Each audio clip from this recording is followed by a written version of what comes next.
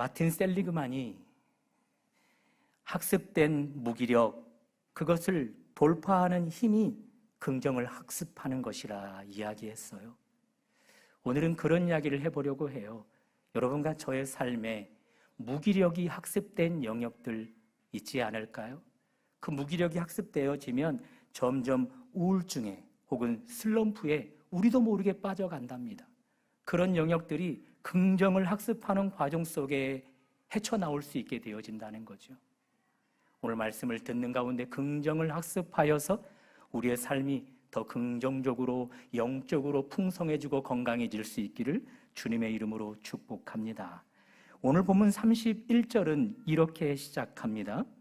스크린으로 봐주십시오. 그러므로 내가 너희에게 이르노니 사람에 대한 모든 죄와 모독은 사하심을 얻되 성령을 모독하는 것은 사하심을 얻지 못하였고. 이 말씀의 배경을 우리가 알아야 되잖아요. 지난주부터 계속해서 이야기해 오는 거예요. 안식일 논쟁으로 주님의 변호가 시작되었다고요. 하나님이 사람을 위해 제정해 주신 안식일은 그 안식일을 통해서 하나님 안에 쉼과 사귐을 가져 영육 간에 그리고 지정의 전인 가운데 온전하여져서 하나님이 창조한 피조 세계를 마치 하나님처럼 정복하고 다스리게 하는 것, 그것을 목표로 하고 있었다는 거죠.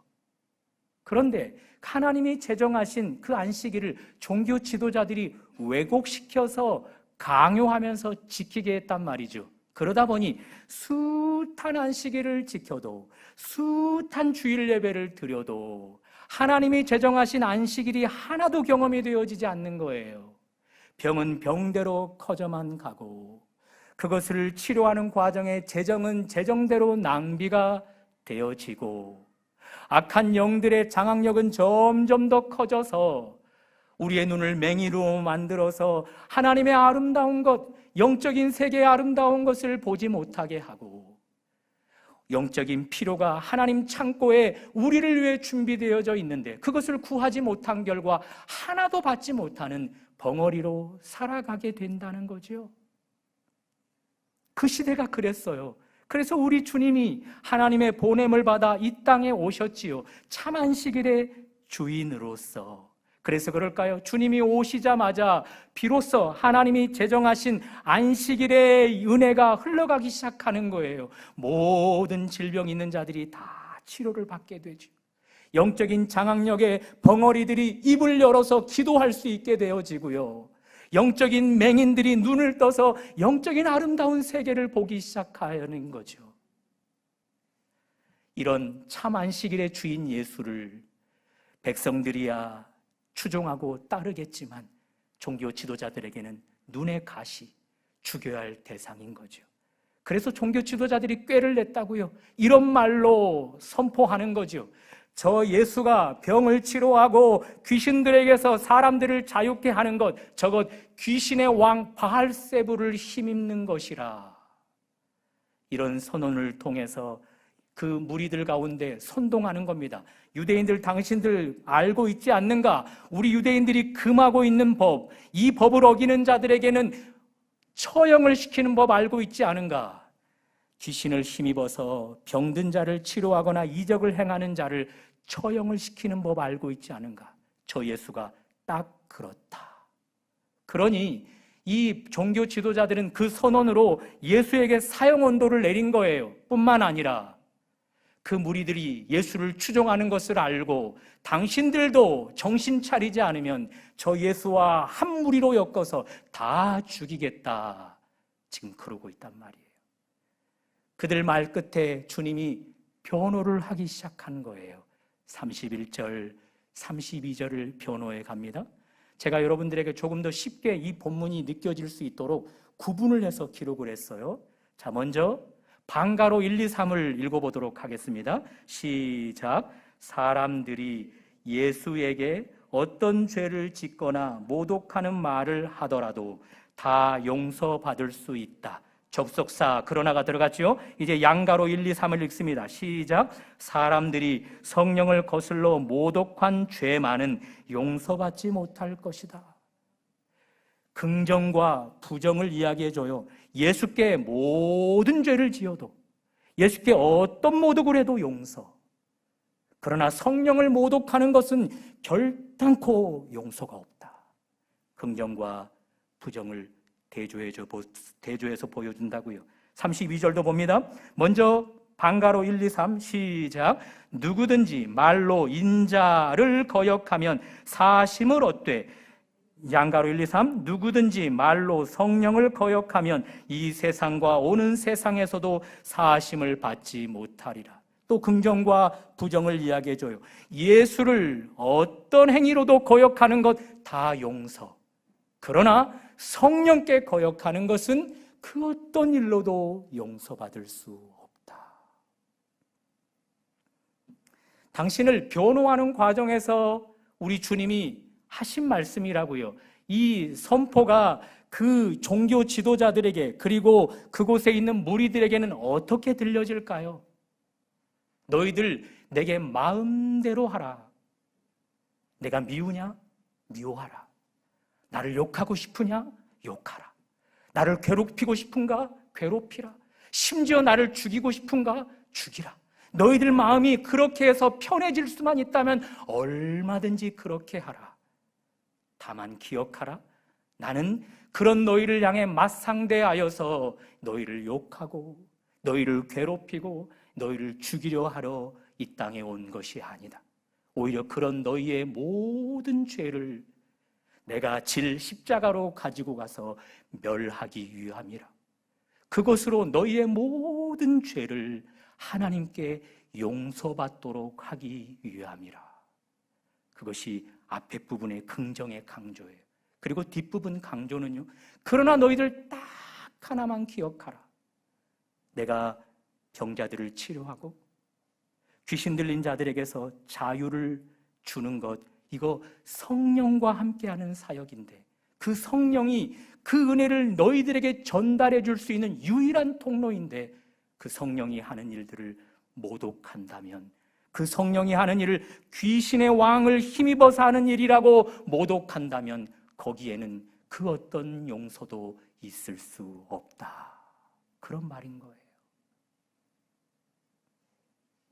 자, 이제 1세대 그 종교 지도자들, 그리고 그 유대인들은 이 예수의 말씀을 들었어요. 자, 2차적인 독자, 오늘을 살아가는 여러분과 저에게는 이 메시지가 어떻게 들려져야 할까요?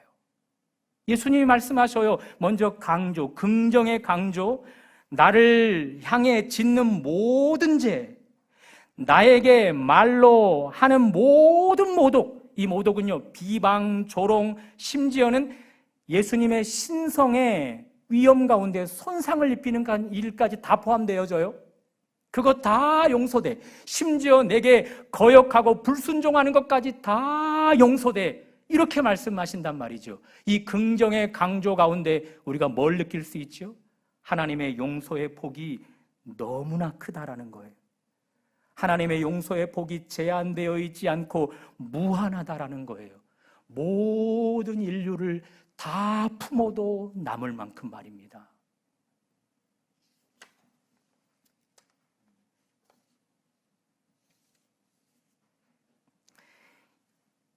이 용서의 폭을 우리가 구원으로 바꾸어 보면요, 구원은 하나님께서 우리에게 주시는 구원은요, 그 가운데 들어오지 못할 자가 아무도 없다라는 거예요. 어떤 죄를 짓는 자도 그 구원의 그 큰 폭으로 덮어질 수 있고요, 어떤 죄를 지은 사람도 그 구원의 넓은 품이 품지 못할 자가 없다라는 거예요. 그리고 이것을 예수님의 십자가로 비유를 해보면요, 예수님의 십자가 중에 용서하지 못할 죄가 없고, 예수님의 십자가가 용서하지 못할 사람이 없고, 예수님의 십자가가 해결하지 못할 일들이 단 하나도 없다라는 거죠. 그러니 얼마나 은혜예요. 지금 예수님이 당신의 그 용서의 문을 활짝 열어놓으셨다고요. 무한대로 말입니다. 구원의 문을 활짝 열어놓으셨다고요. 무한대로 말입니다. 우리가 크고 작은 문제를 만나는데 그 모든 해결책의 문을 활짝 열어놓으셨단 말입니다. 누구든지 오라고, 담대하게 오라고, 그 어떤 죄도 괜찮다고, 그 어떤 사람도 괜찮다고, 마음껏 언제든지 오라고. 그러니 당신을 향해서 긍정의 마음을 가지고 나올 수 있도록 하고 있단 말입니다.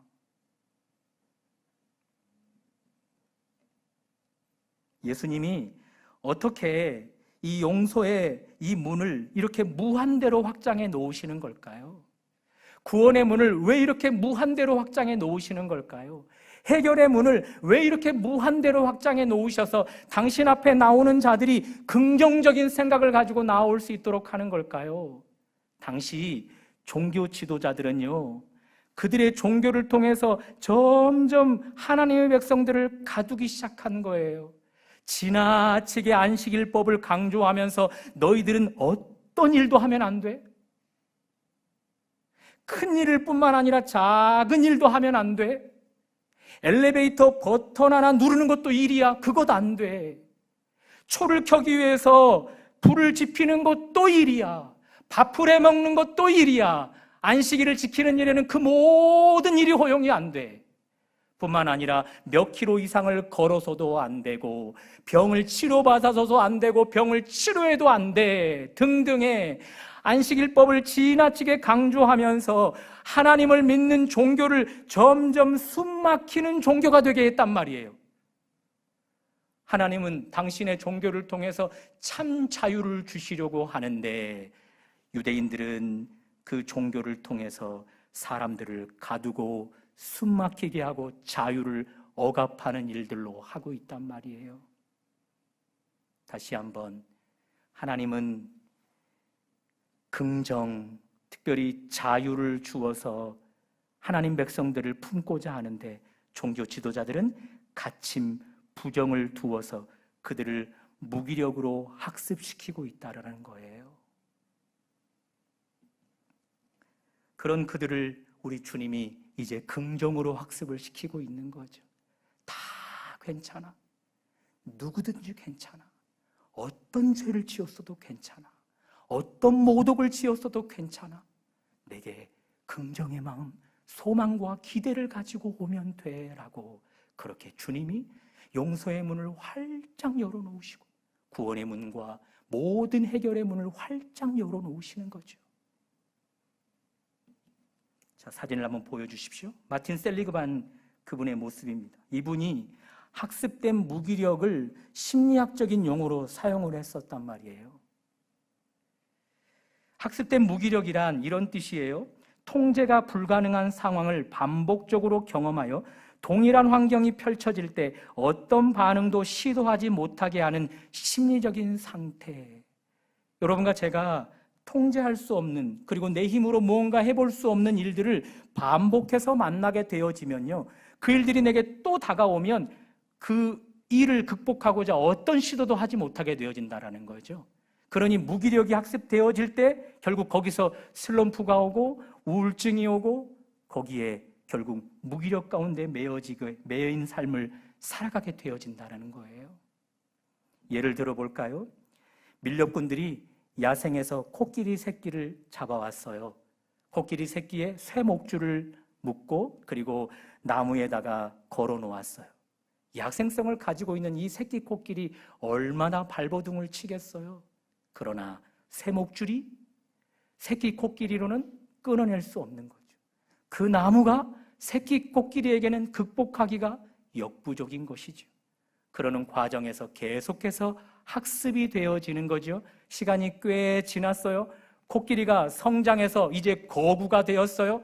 쇠사슬 따위는, 그리고 심지어 나무의 뿌리채까지도 뽑아버릴 수 있는 거구가 되었단 말이에요.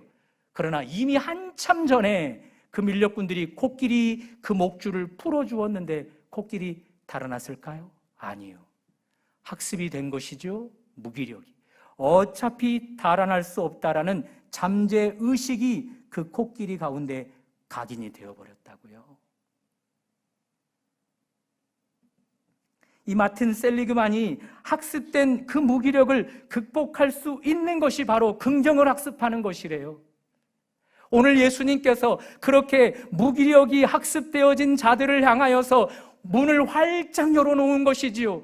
병든 자들이 있다면 누구든지 내게 오렴. 귀신의 어두움의 장악력 가운데 꼼짝없이 붙들린 자들이라면 누구든지 오렴. 왜곡된 안식일을 지키다가 자유를 잃어버린 자들 누구든지 오렴. 나 하나님을 믿는 과정 속에서 무기력이 형성되어져 내가 기도한들 하나님이 들어주시겠어. 내가 교회를 열심히 출석한들 하나님이 나의 문제를 해결해 주시겠어. 내가 헌금을 바친들 하나님이 이 헌금을 받으시고 나에게 더 재정의 풍성함을 주시겠어. 그런 학습이 무기력 가운데 형성된 자들 내게 오렴. 그러면서 긍정의 문을 활짝 열어놓으시는 것이죠. 긍정으로 그들을 교육시켜서 학습된 무기력을 깨뜨리시려고 하시는 것이죠. 사랑하는 여러분, 세상에 그 어떤 종교도 참 자유를 주는 종교는 없어요. 오직 우리가 믿는 기독교만이 참 자유가 있어요. 저의 말이 아니라 예수님의 말씀인 거지요. 진리가 너희를 자유케 하리라. 수고하고 무거운 짐진 자들아 다 내게로 오라. 내가 너희를 쉬게 하리라. 내가 주는 평안은 세상이 줄 수 없는, 그리고 하늘로부터 오는 너희에게만 허락되어질 수 있는 평안이라 말씀하신단 말입니다.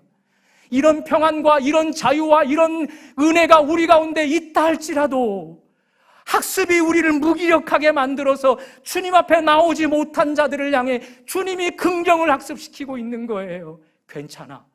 그래도 괜찮아. 내게 와. 그 무기력 가운데 있지 말고 내게 와. 내게 오기만 하면 얼마든지 해결되어질 수 있어. 그 질병, 그 영적인 것, 그 정신적인 것 다 해결되어질 수 있어라고 우리 주님은 긍정을 학습시켜주고 있다는 거예요.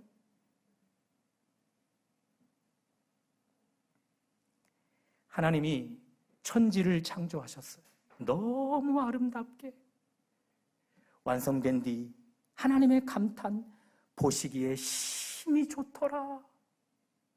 그렇게 아름답게 조성을 다 해놓은 뒤 당신의 형상을 닮은 아담과 하와를 그곳으로 이끌어 두었지요.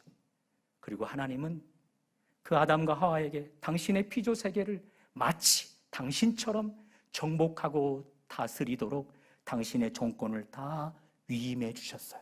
그리고 명령하셔요. 한번 따라해 보실래요? 임의대로 하라. 다시 한번요. 임의대로 하라. 임의대로 하라는 말이 무슨 말이에요? 사전을 찾아봤더니 이런 뜻이에요. 어떤 일에 일정한 제한을 받지 말고 마음대로 하는 것이다. 정복하고 다스리는 것 너희 마음껏 해. 먹는 것도 마시는 것도 마음껏 해.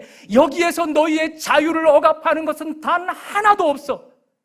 마음껏 해. 이것이 하나님의 창조 원리라고요. 우리 하나님은 모든 것을 임의대로 하시게 하시는 분이시라고요. 우리를 괴롭히고 우리를 제한하게 하여 당신의 통제 안에 가두어 두는 그런 하나님이 아니라 우리에게 참 자유를 주시는 분이시라고요. 그것이 창조의 원리 속에 드러나 있단 말이에요. 자, 그 인간이 죄를 지어 이제 에덴 밖으로 쫓겨나 이 세상에 살아가요. 죄가 있는 곳에 이미 죄의 지배 가운데 있는 자들이 거기서 하나님이 하지 말라라고 하는 것을 안 할 수 있어요? 심지어 하나님이 하라 명령하는 것을 할 수 있어요? 아니요. 죄의 장악력 가운데 있기 때문에 하지 말라 하는 것을 더 할 수 없고 하라 하는 것도 더 할 수 없게 되어진단 말이에요. 제가 지금 똑같은 말을 반복했죠. 그죠? 하지 말라는 것 더 하게 되고 하라는 것 더 하지 않게 된다는 거죠. 그런 그들에게 우리 주님이 구원의 문을 좁게 만들어 놓을 수 있겠어요? 그런 그들에게 용서의 문을 좁게 만들어 놓을 수 있겠어요? 문제 해결의 문을 좁게 만들어 놓을 수 있겠어요? 이미 무기력이 학습되어진 그들에게 우리 주님은 구원의 문을, 해결의 문을, 그리고 용서의 문을 무한히 활짝 열어서 누구든지 오라는 거예요. 누구든지, 어떤 죄든지, 어떤 사람이든지.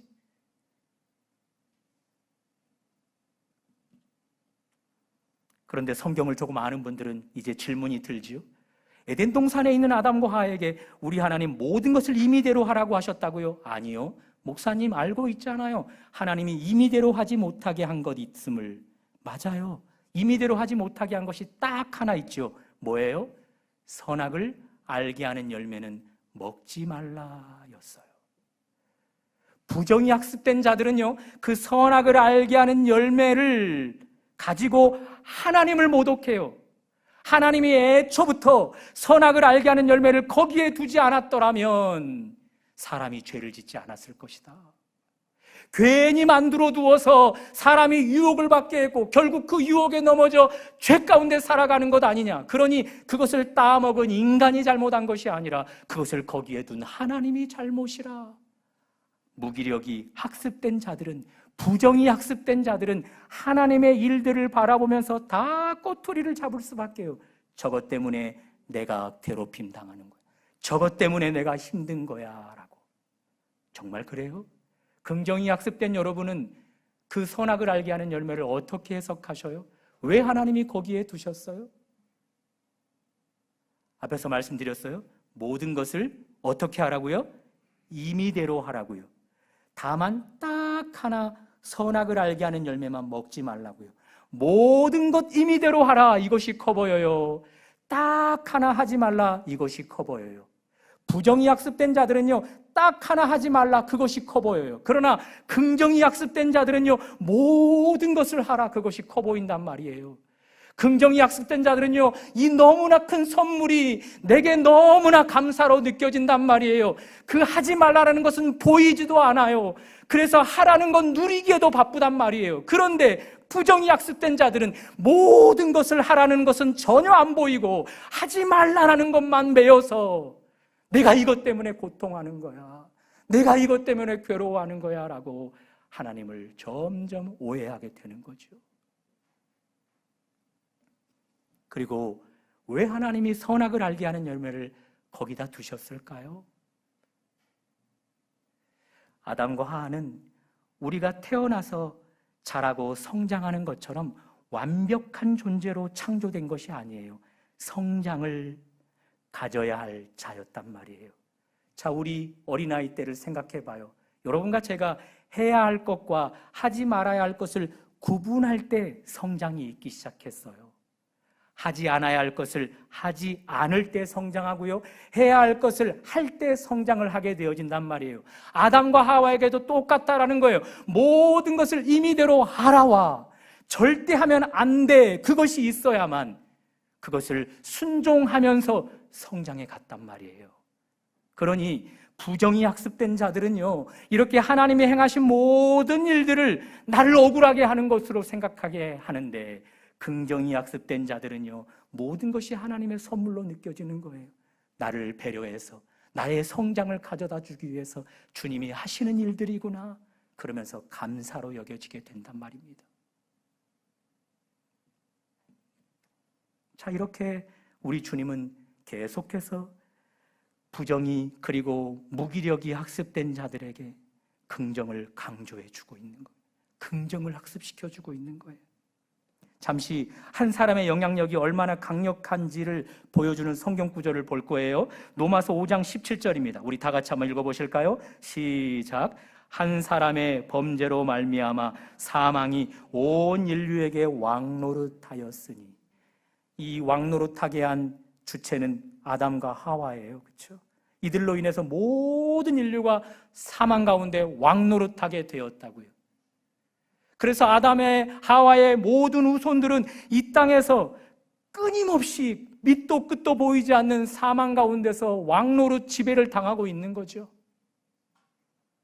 성경에 이 인간의 절망을 이렇게 이야기해줘요. 모든 사람이 죄를 범하였음에 하나님의 영광에 이르지 못하더니.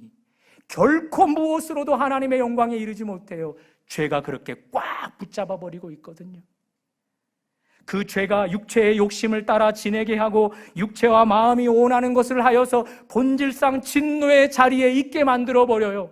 그 죄가 두려운 마음을 갖게 하고 하나님을 믿지 못하게 하고, 그리고 살인과 온갖 악행과 여러 죄를 짓게 만들어서 둘째 불못에 떨어질 운명이 되게 해버린다라는 거예요. 그것이 사망 가운데 왕노릇하는 자들의 특징이란 말이에요. 자, 이런 그들을 향해서 하나님이 당신의 아들을 보내준 것은요, 온 우주적인 대사건이라 할 수 있는 거죠. 자, 5장 17절 이후를 한번 볼 거예요. 한 번 더 보여주십시오. 초반부터 읽습니다. 한 사람의 범죄로 말미암아 사망이 온 인류에게 왕노릇하였은즉 더욱 한 분 예수 그리스도를 통하여 온 인류가 생명 안에서 왕노릇하리로다. 사망이 왕노릇하는 자들에게 부정의 것을 강조한들 더 무기력 가운데 빠질 수밖에 없어요. 그래서 주님은 긍정을 강조하는 거예요. 내가 사망의 왕노릇하는 너희들에게 생명의 왕노릇하는 인생 되게 하겠다. 그러니 내게 오렴. 어떤 죄도 괜찮아. 어떤 잘못도 괜찮아. 그 어떤 행실도 괜찮아. 내게 와. 내게 와. 긍정을 강조하고 있는 거예요. 여러분과 제가 학습된 무기력 가운데서 우리를 깨우치려 하는 주님의 이 긍정을 학습하여서 우리의 삶에 더 놀라운 주님의 십자가의 은혜가 고스란히 전달되어질 수 있기를 주님의 이름으로 축복합니다. 자, 이제 앞에 있는 긍정을 강조했으니 이제 뒤따라오는 부정을 강조해야겠죠. 여러분, 제가 부정이라고 해서 이게 진짜 부정한 단어의 부정이 아니에요. 그렇죠? 우리나라 표현 중에 긍정이 있고 부정이 있는 것을 지금 이야기하고 있는 거예요. 자, 31절, 32절을 스크린으로 한번 봐줘 보실까요? 우리 연달아 읽어봅니다. 시작. 누구든지 예수에게 어떤 죄를 짓거나 모독하는 말을 하더라도 다 용서받을 수 있다. 그러나 누구든지 성령을 거슬러 모독한 죄만은 용서받지 못할 것이다. 32절입니다. 시작. 누구든지 말로 인자를 거역하면 사심을 얻되 누구든지 말로 성령을 거역하면 이 세상과 모든 오는 세상에서도 사심을 받지 못하리라. 앞에 부분은 예수님의 은혜의 문이 너무 커서 어떤 죄, 어떤 모독, 어떤 거절도 다 용서가 된다고 했다고요. 그런데 뒤에는 성령을 모독하는 것에는, 성령을 거역하는 것에는 그 누구에게도 용서가 없다라고 이야기한단 말이죠. 그러니 여러분, 앞에 긍정이 결국 뒤따라오는 부정 때문에 다 덮여버려요. 제가 곱하기를 해서 여러분과 제가 이런 훈련이 좀 되었지요. 자, 여러분과 제가 앞에 될 수 있는 숫자를 가장 크게 한번 대보자고요. 숫자 9를 통해서 9999999를 한번 해봐요. 자, 우리 곱셈을 할 거예요. 거기에 곱하기. 여러분이 생각하는 숫자 말고 0을 더해봐요. 그러면 결산값이 뭐로 나와요? 0이 되어버린다고요. 용서의 문을 너무 무한대로, 해결의 문을 무한대로, 구원의 문을 무한대로 열어놓으신 예수님이신데 그 무한대의 은혜가 여러분과 저에게 하나도 빠짐없이 전달되어질 수 있는데 그 은혜를 가져다주는 통로가 성령이거든요. 그 성령을 귀신의 역할로 보기 시작할 때, 우스운 것으로 보기 시작할 때 결국 십자가를 통해 내게 올 수 있는 모든 은혜는 0이 되어버린다고, 물거품이 되어버린다고.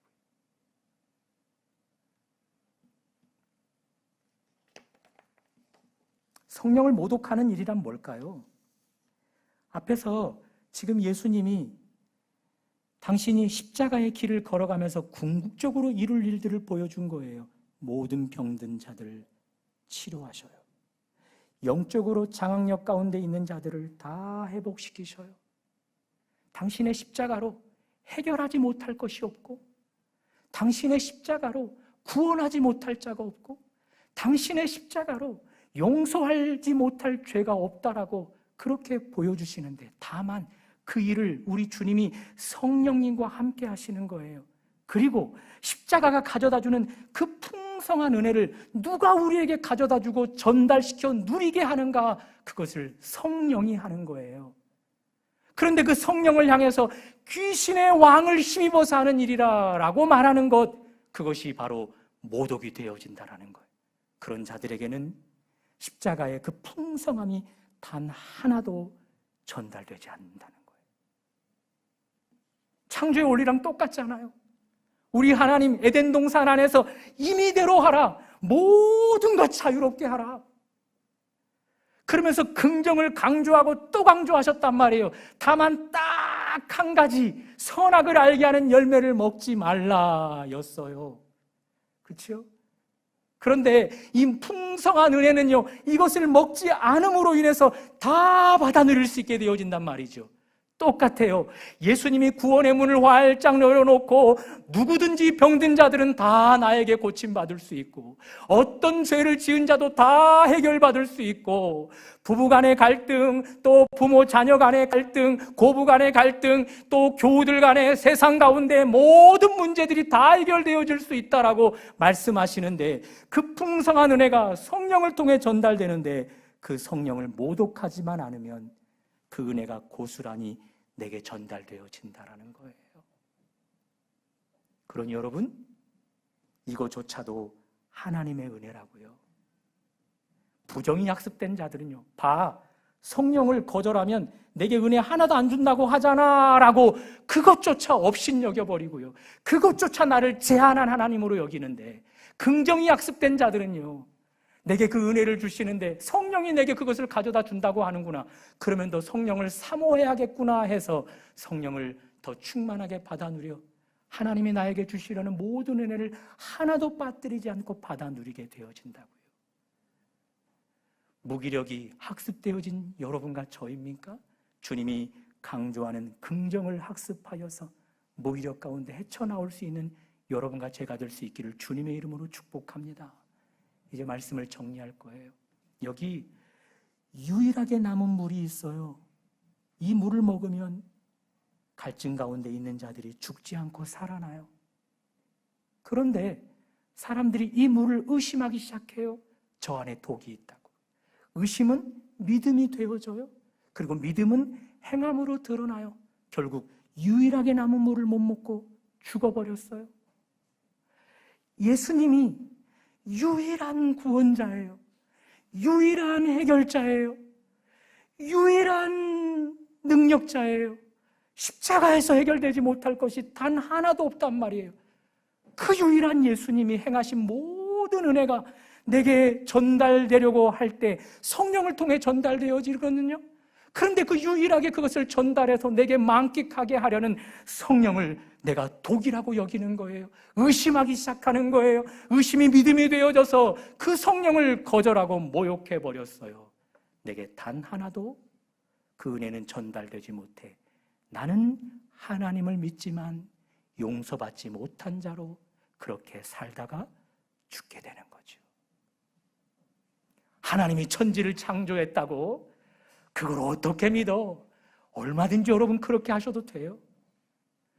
마지막 날에 이 땅이 이렇게 건재한데 하늘의 모든 것이 멸망당한 뒤 새하늘과 새 땅이 이 땅 가운데 펼쳐진다고, 에이, 그걸 어떻게 믿어? 얼마든지 그렇게 성경을 안 믿어도 돼요. 하나님을 모독해도 돼요.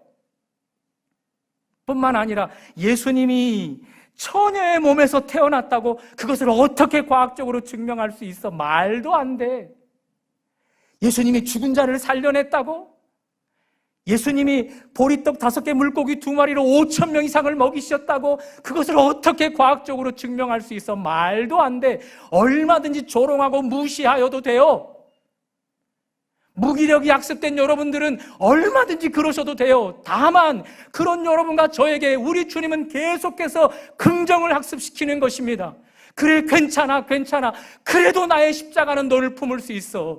너의 그 부정의 말도 나의 십자가는 품을 수 있고, 너의 그 불신의 마음도 품을 수 있고, 너의 온갖 죄도 다 품을 수 있어. 심지어 너의 질병, 육적인 질병, 영적인 질병, 정신적인 질병까지 다 품을 수 있어. 그러니 누구든지 내게 와. 긍정을 학습시키고 있단 말입니다. 다만 마지막으로 이 모든 은혜를 가져다 주는 존재는 성령 하나님의 고유 사역이에요. 그 성령을 우리가 모셔드리고 그 성령을 인정하여 드릴 때 우리 주님이 십자가를 통해서 주시고자 하는 그 모든 것은 우리의 남은 생애 가운데 하나도 빠짐없이 우리에게 경험되어질 것입니다. 무기력이 학습된 세대에게는 긍정의 학습이 필요하답니다. 구원의 문을 활짝 열고, 해결의 문을 활짝 열고, 그리고 용서의 문을 활짝 열고 계시는, 그래서 얼마든지 긍정적으로 내게 다가오라고 말씀하시는 주님 앞에 성령과 함께 나아가는 여러분과 제가 될 수 있기를 주님의 이름으로 축복합니다.